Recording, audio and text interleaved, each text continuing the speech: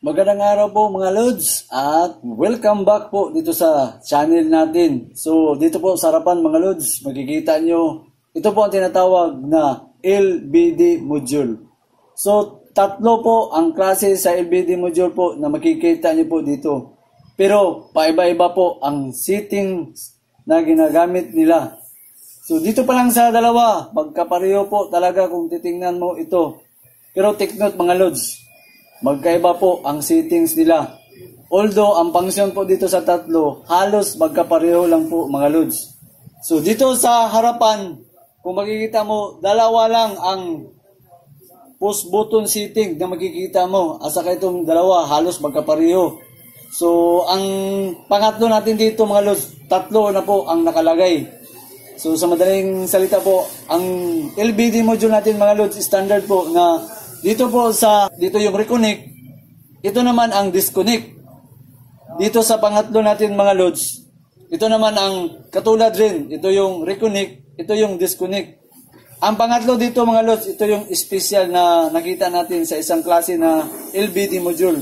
Kasi meron siyang protection dito sa HBD, yung high voltage disconnect. Meron po siya dito mga Lods.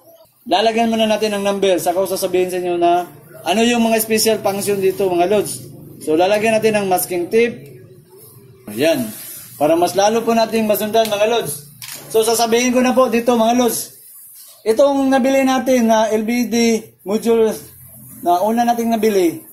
Ang function po niya dito ay meron siyang tinatawag natin low voltage disconnect. Isisetting mo siya sa 12 volts na madi-disconnect siya para makaprotekta po siya sa battery para hindi ma-over discharge. Tapos isali natin ito mga Lods. So mamaya isasali natin kung saan ba ito ilalagay sa solar power system natin at ano ang function niya doon.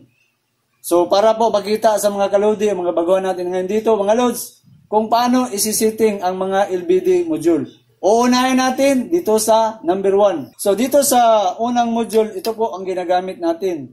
So kahit anong pindot ko dito, wala akong makita na time delay. Ang nakita ko lang yung reconnect at disconnect.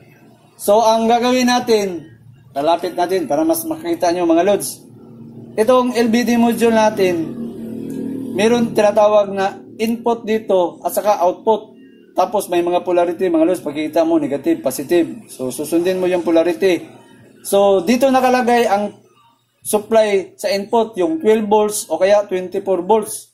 Pero ang mga LBD na mga ganito, nakarated po ito sa 6 volts to 60 volts ang magagamit mo dito mga Lods. So kung anong voltage na pinapasok mo dito sa input, dito rin lalabas ang voltage dito sa input.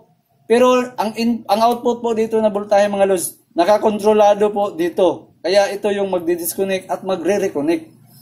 So gagawin natin, subukan natin gamitin kung paano siya isisetting. So, ang gagawin natin mga Lods, kasi wala akong battery, ginamit natin sa solar system natin ngayon, yung power, paano lang ang gagamitin natin? Power supply, yung AC/DC na power supply, not 12 volts. So, ipakita ko muna sa inyo, ang ibig kong sabihin mga Lods, ito po mga Lods, ang power supply na naka 12 volts po ito. So, tama-tama para i-function po dito. Siyempre, naka-itim at saka pula, para hindi tayo malito sa polarity. Kasi may polarity na positive, negative, pagdating po sa DC volts. So, ang gagawin natin, itatapping muna natin ang supply. So, ang supply niya dito mga Lods, susundin lang natin ang kulay sa wire, yung negative, positive. Okay. Tapos, i-connect natin siya dito mga Lods, positive, negative, yung pula ang positive.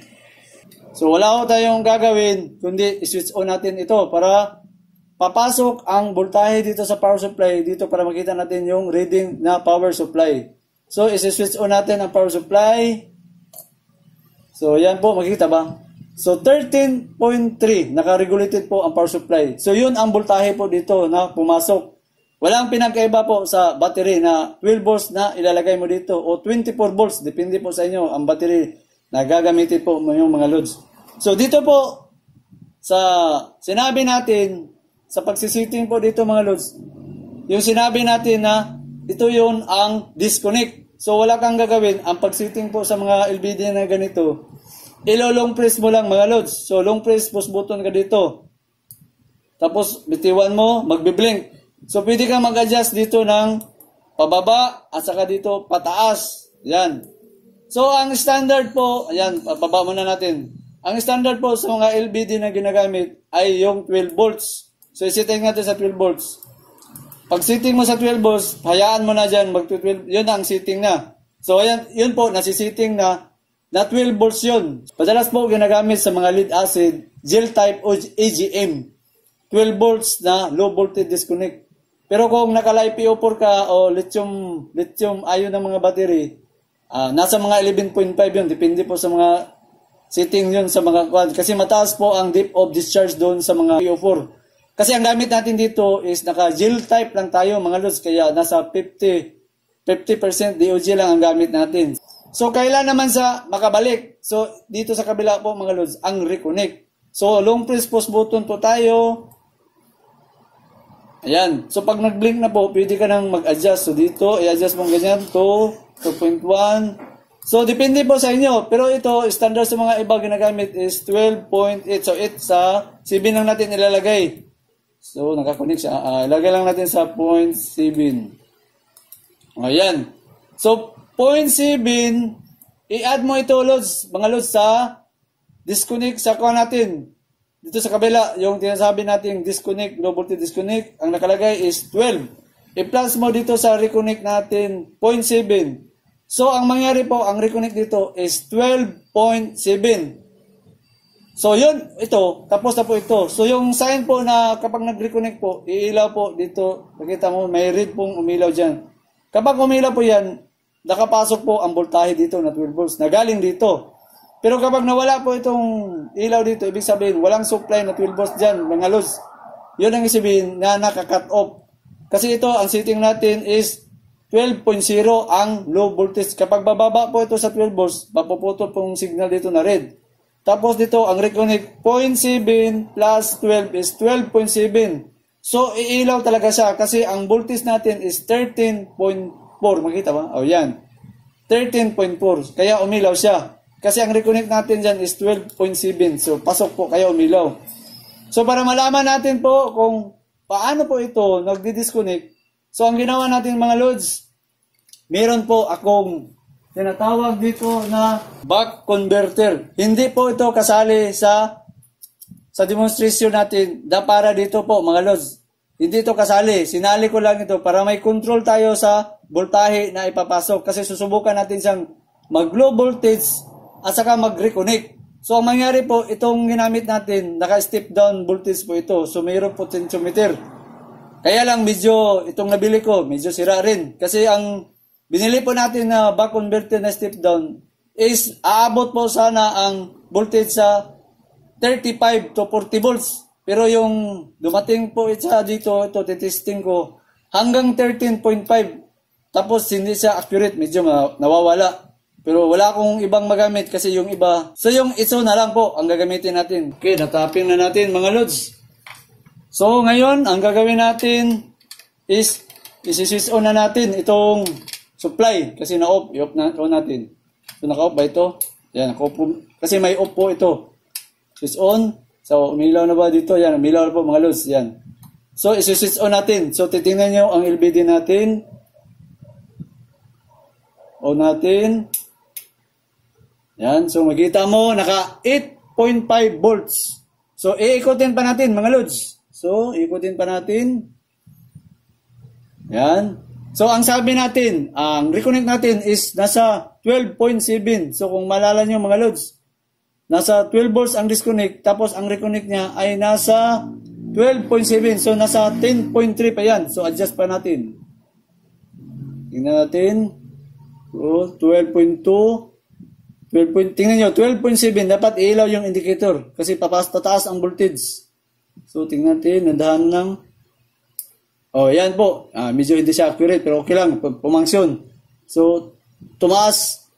Ibig sabihin dyan, loads, ang voltahe, pumasok na po siya dito sa output. Pero mas maganda siguro, lalagyan natin ng bulb. Mas maganda. So, i-off muna natin. Yan. So, may bulb po ako dito, mga loads. Ito, ang bulb. Naka 12 volts po ito. So, wala akong gagawin. Isaksak ko lang dito ang bulb. Yan, para makita na umilaw. ilalagay natin ito sa supply kasi 12 volts po ito. So 12 volts yung lalabas doon. So ang mangyari dito mga loads, kapag naka-reconnect po ang LBD natin, ibig sabihin papasok yung 12 volts dito, ilaw yung bulb. Kapag bumaba sa 12 volts po ang LBD natin, masya-shut off po ang bulb. So subok tayo muli. So switch on ko siya. Okay, switch on. Okay. 5.9 ang starting voltage natin. So adjust natin dito. Ikutin natin mga loads. So, diyan tataas. 8.4. So dandahan natin kasi napaka-sensitive. So ang sabi natin dito, magre-reconnect siya sa 12.7. So 12.7. Tingnan natin. Yan, 12 na. 12.2. Tapos 3, 6. Okay, 7. So ito, nagluloko na yung natin. Kailang. Yan po ibig sabihin ko. So umilaw yung bulb. Yun. Naka 12.9 tayo. Lampas tayo sa 12.7. So nag-accurate po siya. So ang gagawin natin, i-voltage natin. Paabutin natin sa 12 volts. So kailangan makat off ang supply. Mawawala yung supply. So down natin. Dandahanan natin. Yan, 12.1. Oh. Nag-cut off po siya mga lods. Pero nakita nyo dito medyo hindi siya ganun kasensitive na mag-cut off agad. So depende po yan sa klase ng mga LBD. So yan, na-cut off. So isa pa, ibalik natin sa 12.7. 12.7 isa pa. Para makita, 12.6. Ayan, 12.6 yan. So kunti pa. 12.7. Off, tama. Oh, yan, 12.7 mga lods. So naka-hits tayo. Tama. So, gagawin natin, i-off natin balik tayo sa 12 volts. Oh, yan. So, 11.9 ang cut-off siya mga loads. So, hindi siya ganun kasensitive. So, ganun lang po ang pag-sit up mga loads. So, sa number 2 na tayo. Kasi ito yung ginamit natin. So, mas excited po ang number 2 natin. Kasi meron siyang time delay na magagamit. At saka, tingnan din natin yung accurate niya. So, papalitan natin ito ng number 2. Ito yung bago natin na number 2. So, ang number 2, so, isi-setting natin yung number 2. So, isi-switch on muna natin dito, mga lods. Ito, isi-switch on natin. Okay, 12 volts muna. So, kasi hindi pa natin ito na-setting. Kasi naka-direct tayo. So, gagawin natin, paano ba siya isi-setting? So, kung yung isa natin, naka-long press po, yun ang pag-setting. Dito po, mga lods, ibahin nyo po, iba po ang setting niya. So, taasan ko muna itong voltahe natin para hindi magkamalan. Yan lang, mga 13. Pasensya na po dito sa control. Medyo sira po itong control natin. Kasi hindi siya ganun ka-accurate. So, ilalagay lang ko lang muna siya sa mga 12 something doon. Yan, 12.3. So, yun ang voltage na pinasok natin. So, sa setting na tayo. So, ganun pa rin mga loads. Itong dito sa unahan, ito yung disconnect. At ito din ang reconnect. So, ang gagawin natin dito, hindi ho katulad nung isa na ilong press mo para makasiting ka. Dito po, ang style sa pag-adjust itong number 2 natin, i-double push button mo para masiting mo ang kanyang disconnect. So, ang gagawin mo, dalawang push button. So, ito, tingnan nyo mga lo, dalawang push button, 1, 2. So, ibig sabihin yan, pwede mo nang nagpindot po ito, nag-blink, pwede mo nang i-adjust. So, yan, bumalik sa steady na. So, subukan natin ulit. Dalawang push button kailangan mo mga loads. Kasi ito yung setting sa voltage disconnect. So, 2 push button. 1, 2. So, kung gusto mong taasan, babaan dito. Ayan. 11, 2.7. Tapos, ang gusto natin, 12 volts. So, adjust natin dito muli. So, ayan. Pabayaan natin na bumalik, mawala yung blink na dyan na maliit. So, ibig sabihin nun mga loads, nakasiting na ito sa low voltage disconnect sa 12 volts. Tapos, ang reconnect natin, double push button ka dito sa kabila.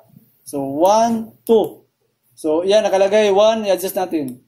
So, ibaba lang natin. So, ang gagawin natin ay 12 point, ibaba natin ng kunti. Ito po, 0.5.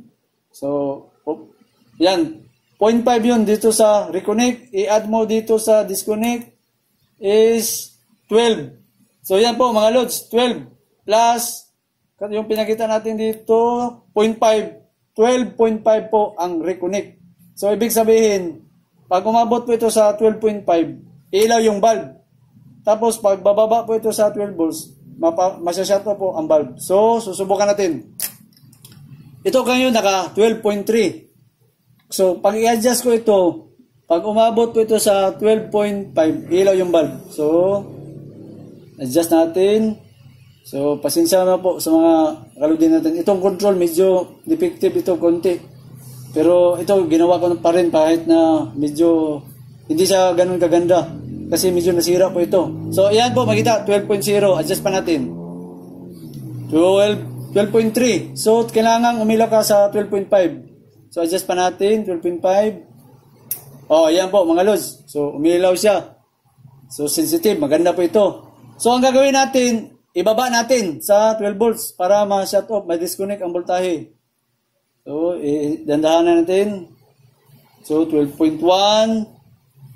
Oh, tama. 12.0 yun. So, ito kasi sira. Kaya, mga lods, ganyan ang naka-reading. So, isa pa, para makita. 12.5. Tingnan natin. 12. 12.1. 12.2. 4. Okay, tama. So, 12.5. Tama yun. Umilaw. So, accurate po ito, mga lods. Tapos, idyo, dandahan natin kasi sensitive po ang control. So, tingnan natin kung papangsyon siya 12 volts. Ibahin natin. 0.3, 12.1, 12. Oh, tama. 12.0. So, maganda itong bagong bili natin, mga lods, kasi accurate at saka sensitive. So, ganun lang po ang pag-setting. So, yung sinabi natin sa number 2, na mayroon po tayong time delay. So, paano siya isi-setting sa time delay? So, ang time delay, mga lods, ilong press mo lang ito, dito sa kabila. Tapos, lang lalabas. So, ilong press natin para makita nyo, mga lods, long press. Tapos, bitiw. So, ayan po, makita nyo, nagbe-blink po siya dito. So, so, ulitin natin kasi bumalik. So, long press ka lang dito, mga 3 seconds. Oh. So, kung dito mo i-post button, yan. Ibig sabihin niyan, 2 minutes, 3 minutes, 4 minutes. So, ang pinakababa pong nakalagay is 1 minute po, mga lods. Kung i-zero mo, wala po siyang time delay. Kapag ilagay mo 1 minute, ang ibig sabihin niya, mga lods. Kapag naka-reconnect po ang LBD na ganito, hihintayin mo ang 1 minute bago iilaw yung bulb. Kasi nakasiting yun sa time delay. So, may time delay po ang number 2 natin na LBD. So, para makita, 12.0. So, 12.5 natin. Pero hindi yan iilaw. Kasi ang ginamit natin ito, 1 minute delay. So, balik natin. Long press, 3 seconds. O yan, 1 minute yan, mga lods. Nakasiting yan sa 1 minute. So, gagawin natin, 12.5 natin. 12.5. O, 12.5. Pero hindi siya umilaw kasi sabi natin, 1 minute. So, ang gagawin natin, maghintay po tayo ng 1 minute bago po iilaw ang bulb dyan sa loob. So, medyo matagalan tayo ngayon kasi hihintayin natin ng 1 minute para maka-reconnect. So, makita mo ang indicator, hindi pa umilaw dyan, mga lods, yung indicator. Kapag umilaw yung indicator, ibig sabihin doon, naka-reconnect po siya. Yun ang magbibigay sa atin ng indicator na kapag nakapasok na 12 volts dito, iilaw yung lead bulb na red dyan sa baba. So, ngayon, hihintayin natin na umabot ng 1 minute kasi nakasiting ito sa 1 minute. So, iilaw ngayon dyan ang bulb. Pero kung hindi mo yun gagamitin, ilalagay mo yun sa 0. Hindi yun wala kang time delay kapag 0 ang setting doon. Pero ito, nakasiting sa 1. So, pagdating ng 1 minute, iilaw yung bulb. So, medyo hintayin pa natin ng kunti. Ayan po, mga lods, umiilaw talaga. So, ibig sabihin doon, 1 minute po, mga lods. So, ayan, nakita nyo naman, puro na lang ako sa start para mapaabot natin yung 1 minute. So, depende po dyan sa inyo kung gusto nyo 2 minutes o 3 minutes. Kasi napaka-useful po ang time delay kapag malaki po ang system nyo. Yan mga lods. Lagi mong tandaan kapag malaki po ang system nyo, lalo pa pag umabot na po kayo sa 1,000 watts na solar panel. Tapos marami po kayong appliances na ginagamit. Ito ang bagay po sa inyo. Kailangan meron kayong time delay.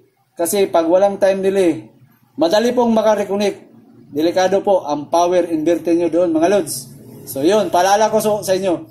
So ayan, nakikita nyo mga lods, okay na po ito. So i-off natin, i-down natin sa 12 volts. Kasi nag-function na po siya. So dandahanin natin. Okay, 12.0, yan. Maganda ito kasi sensitive. Shut off kagad. So sa pangatlo na tayo mga lods, kasi okay na po ito. So yun, kasi naka 12.1. Ngayon, sa part 3 tayo, tatanggalin natin. Ito na naman po ang gagamitin natin mga lods, ang number 3 na LBD. Ito, mas excited pa ako dito, mas maganda ito. Kasi mayroon siyang high voltage disconnect. So tanggalin muna natin, off muna natin to. So ayan po mga lods, natapping na natin. So isi-switch on natin tong power supply natin. So ngayon po, paano ba isi-setting ang ganitong klaseng mayroong high voltage disconnect? So ang gagawin po natin dito mga lods, ilulong press mo lang ang pagsisitting po sa ganitong klase na LBD. So dito sa center, yung para sa low disconnect natin, ilulong press lang natin mga lods. Itong 13.4, yun po ang voltage dyan sa power supply. So long press tayo dito sa low disconnect muna tayo mag-setting mga lods. So long press tayo 3 seconds. So ayan. So ang ilalagay natin, so yung 12 volts pa rin. So long press. Long press muna. Okay, so setting natin siya sa 12. So ayan, naka 12 volts na po mga lods. So hintayin natin mawala yung blink. So yun, na-setting na po. Tapos dito tayo sa sunod sa reconnect tayo ito. So long press lang dito po sa reconnect 3 seconds. Bitiw, yan. So 0.5 lang ang gagawin natin mga lods para ma-setting ng mais doon. So babaan natin. So yan, 0.5. So ang mangyari dito ngayon, 0.5 plus itong low voltage disconnect natin, i-add natin 12.5 po ang reconnect natin. So yun, setting na po yun. So dito na tayo sa high voltage disconnect kasi meron po itong high voltage disconnect. So ito, long press mo. Long press natin, 3 seconds. So ayan.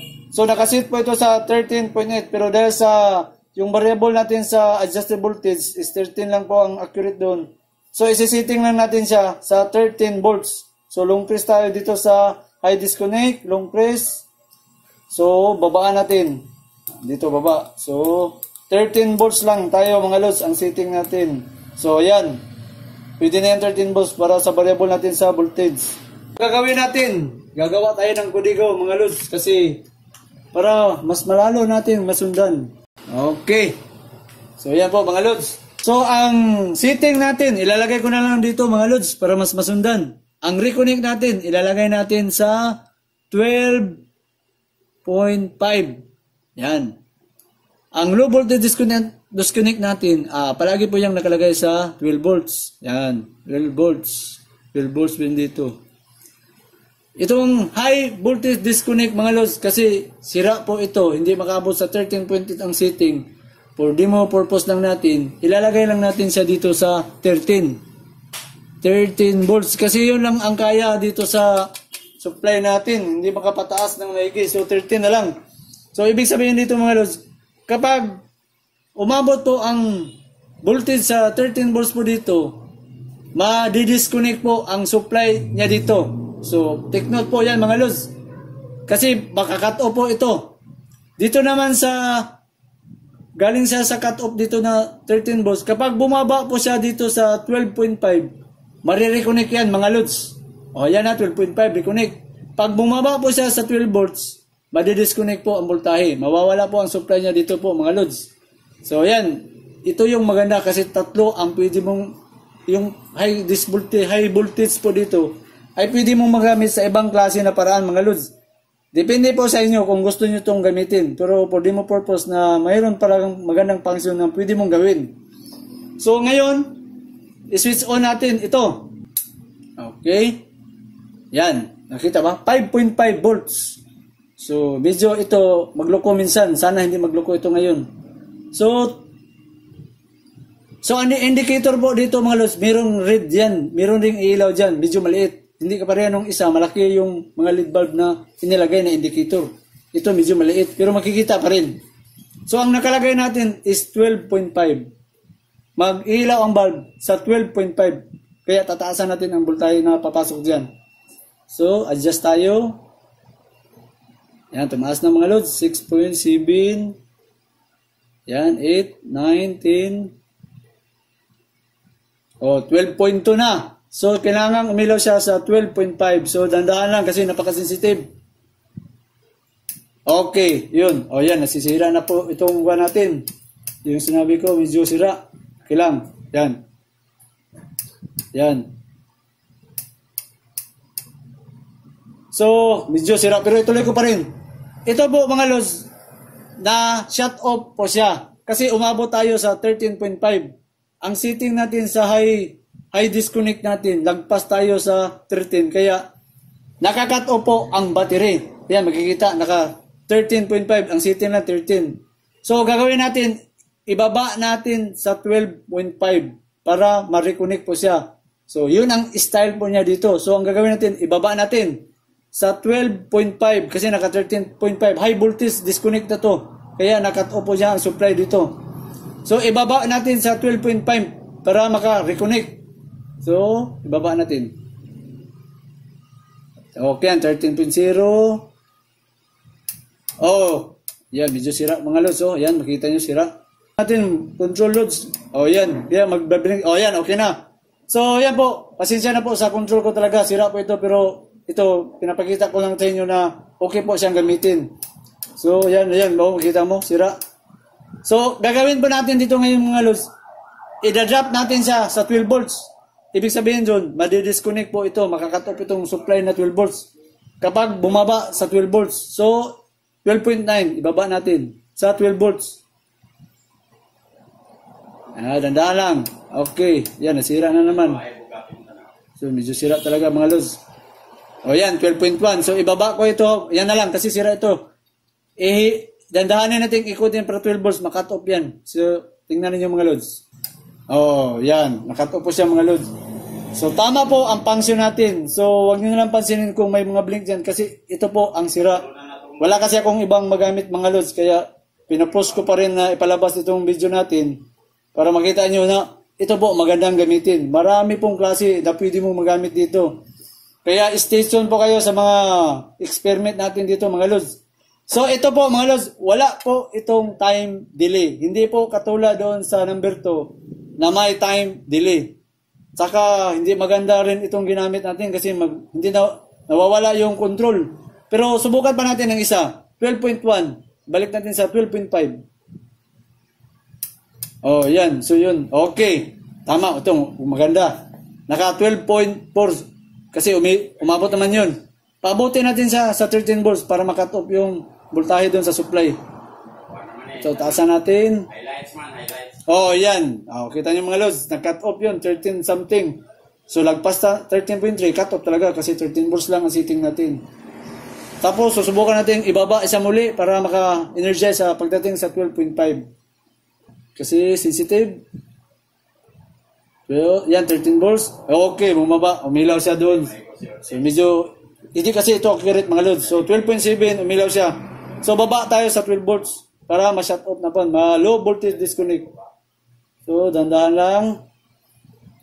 12.3 to 12.3 na. So, tingnan nyo. 12.1. Okay. Cut off siya mga loads. 19.1 yun. So, hindi ganun kasensitive itong ba natin. Medyo sira kasi. Pero as long po, okay na po ang function natin dito mga loads. So, ayan po. Makikita nyo mga loads kung saan ba mas magandang gamitin dito sa tatlo. Pero pakita ko muli sa inyo po ito mga loads na nakita ko na mas maganda itong number 2 natin. Kasi meron siyang time delay. At saka napaka sensitive po niyang gamitin. Hindi katulad dito. Ito yung una kong bili. Hindi po talaga sensitive po ito. Medyo hindi siya ganun ka sensitive. So gagawin natin dito. Ipo muna. So depende na po sa inyo mga lods. Kung saan po ang gusto nyong bilhin dito sa tatlo. Pero nakita ko mas maganda itong number 2 kasi may time delay na magagamit mo. Kapag malaki na po ang system mo sa solar power system. Itong number 3, marami tayong pwedeng gawin dito mga lods. Lalo na doon sa Paxor, maganda ito. Kasi pagdating sa paksor na medyo mataas na ang load natin sa voltahe, pwede na siyang makat off para hindi na makasave tayo doon sa paksor na AC charger ang gamit natin. So bago po tayo magtatapos, mayroon pa akong nakalimutan. Saan ba talaga ang purpose na doon? Bakit gumagamit tayo ng mga ganitong LBD? So ngayon mga lods, ipakita ko muna sa inyo ang diagram. So ganunin ko muna. So iyo po muna dito. So pakita ko sa inyo ang diagram mga lods. Yan, ang diagram natin mga lods. So, kitang-kita ba? Ganyan ko na para makita. Ito. So, pinaka-basic mga lods. Siyempre, ang solar system natin, mayroong battery na 12 volts. Ang battery natin, nagkakarga yan ng power inverter. So, ang power inverter na upgrade, mayroong 12 volts na input dito, ang output, naka 220 volts. Ayan, makikita. Tapos, bababa siya dito sa baba. Ito yung supply na 220 volts na galing sa ilaw sa mga appliances natin. Pero dumaan muna siya sa SSR. Yung SSR natin dito mga lods, naka 12 volts ang coil, pero 220 ang output. Isang linya lang po ang ipinadaan para siya maputol. So paano naman napuputol ang linya? So ang nagbibigay supply po dito sa SSR na 12 volts, itong LBD natin. Yan po mga lods, nakita nyo na yung LBD. Yan, ang LBD po ang nagbibigay supply sa SSR na 12 volts. Kapag, yan, nakita niyo nun sa demo natin, kapag bumaba po sa 12 volts ito, mawawala po ang supply sa SSR. Kaya mapuputol po ang isang linya, wala pong supply na papasok dito na hindi na magamit. Kaya ang purpose doon, para hindi po ma-over discharge ang battery. So, hindi na gagana dito sa output kasi napuputol. So, kailan naman maka-reconnect? So, yung sinabi natin, kapag nakargahan po ito sa solar panel natin mga load, tataas po ang LBD. So, makikita mo, ang LBD, nakakonektado talaga yan sa battery. Kasi ang LBD po ang nagmumonitor sa battery. Kapag tataas po ang voltage sa battery, babasa yun sa LBD. Yun, makikita nyo ng mga loads. Kaya nga, pag tumaas po ang program, ang voltahe niya po dito, so, mas maganda, idagdag pa natin kasi maraming nagtatanong, paano ba ikakarga ang battery? So, i-add natin dito mga loads. So, i-add natin. So, ang i-add po natin mga loads, siyempre, kailangan mo ng charge controller. So, yun ang sinasabi natin na ECC. So, solar charge controller. Tapos, ang solar charge controller, dito po ang dadaan po dito ang tinatawag nating solar panel. Yan. Lagay natin SP. SP, yun po ang solar panel. Ang solar panel natin mga lods, dumaan yan palagi dito sa charge controller natin mga lods. Yan, makita nyo yung mga diagram natin. Siyempre, may polarity po. Lagi nyo tandaan, may polarity. So, dito po nakalagay ang negative, tapos dito naman ang positive. Siyempre, pagpasok sa solar panel dito sa charge controller, i-charge niya ang battery. So, dito na naman ang koneksado yan mga loads. Yan. So, as usual, dito yung positive. Dapat magkapareho talaga. Yan, negative dito mga loads. Yan. Ito na po, makikita nyo na ang diagram natin na galing siya sa solar panel, ipapasok na sa charge controller. Ang solar panel natin na charge dito, na ipasok sa battery para makargahan po ang battery natin. Ang battery po, mamomonitor yan sa LBD. Kapag mataas po ang karga sa battery, marireading yan sa LBD. Kaya pwede mo itong gawing battery voltage indicator ang LBD natin mga loads kasi direct yung nakatapping sa battery. So kung makita nyo sa demo natin, kapag tumaas po ang voltahe natin dito, ngayon, paano ba dito kung tumaas yung voltahe?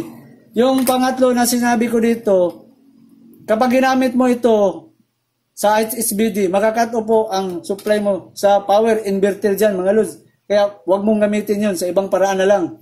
Pero itong number 3 natin na it's LBD, hindi naman ito makapasok kasi mayroong nagbabantay na charge controller. So ano yung purpose sa charge controller? Kapag umabot po ang voltahe dito sa 13.8 o nakasiting sa solar charge controller natin na 13.8, hindi kahit ano pang ipasok ni solar panel o ano pang kalakas sa solar panel, hindi na yan ipapasok pa sa battery. Kasi kinukontrol yan sa solar charge controller natin na kung setting mo sa 13.8 hanggang 13.8 lang mga lods. Yun lang ang ipapasok niya sa battery para hindi ma-overcharge. Yun ang purpose sa ECC. Tapos, ang mga charge controller mga lods ay mayroong protection sa LBD at saka sa HBD. So, ang tanong, mayroon na palang LBD protection. Bakit gumamit pa tayo ng LBD dito? Kasi mga lods, ang mga ibang klase na charge controller, hanggang 11.5 lang ang low voltage disconnect. Tapos, ang gamit natin gel, nasa 12 volts po ang mga gel at saka mga floated o AGM na battery. Kaya kailangan gumamit na tayo ng LBD. So, depende kasi may mga ibang mga magandang mga charge controller na mayroong 12 volts disconnect na magamit. So, depende yun mga lods. Pero yung itong ginamit natin, ito mga DIY po ang mga type na mga ganito. So, yun ang purpose mga lods. Kaya, hindi tayo matakot na ma-overcharge ang battery natin kasi nakasiting yan dito sa solar charge controller. Mayroong mga protection sa HBD po, ang mga ECC. So, mostly po, sa float voltage, nakasitingan sa 13.8. Kapag umabot sa 13.8 po, mga lods, hindi na ipapasok sa battery. Pero bababa yun sa 13.7, i-charge muli niya ang battery. Pag umabot sa 13.8, wala na, stop na. So, hindi po ma-overcharge ang battery. Pagdating naman dito sa LBD, hindi rin maganda na ma-over-discharge ang battery. Kaya pagdating po dito sa 12 volts, stop na. So, hindi na yun magagamit kasi ika-cut off naman niya si SSR. Yung solid state relay dito, ika-cut off niya. So, hindi na magagamit ang power sa power inverter. So, ito pinakita natin mga lods ay basic lang po ito kasi may mga hybrid kasi yung ginagamit ang mga ibang power inverter. Ito basic lang. Yung mga off-grid pure inverter lang mga gamit. So mga kalode, hanggang dito lang tayo mga lods. Kung may hindi pa kayo naintindihan dito sa mga kwan, pwede kayong mag-comment po sa baba. Saka bago po tayo magpaalam, isa-shoutout natin ang gustong magpapa-shoutout po dito sa channel natin. So umpisahan natin mag-shoutout mga lods si Eugene Quintana. Oy lods, magandang araw po dyan sa inyo. At saka si Dudy Alisna. Ito pa si Cesar Kalili from Balot Island, Davao Occidental. Oy lods, mayong adlaw ni mo na lods sa Davao. At saka si Danilo Mamaril from Paniki, Tarlac. Oy lods, magandang araw po dyan sa inyo sa Paniki, Tarlac. At saka si Jonil Alsado. Lods, magandang araw po dyan sa inyo. At saka si Fred De Los Santos from Galas, Quezon City. Lods, magandang araw po dyan sa inyo. At saka ang huli natin si Lina Solita. Lods, magandang araw po dyan sa inyo. Saka i-shoutout natin ang may mga new member, sponsor po tayo. Pasalamatan ko si Lucky Galindis. At saka si Alin Arcito. Lods, salamat Lods sa helping hand. Alin Arcito. At saka huli natin si Dan Rupo TV. So sa mga kalodi natin mga lods, huwag niyong kalimutan pong mag-like at i-share po ang channel natin para marami pa pong matuto. At saka huwag niyong kalimutan pong mag-subscribe po sa channel natin para palagi po kayong maka-update at hindi po kayo makalimot po sa channel natin. At saka maraming salamat po sa walang tigil na panonood po sa mga kalodi natin dyan.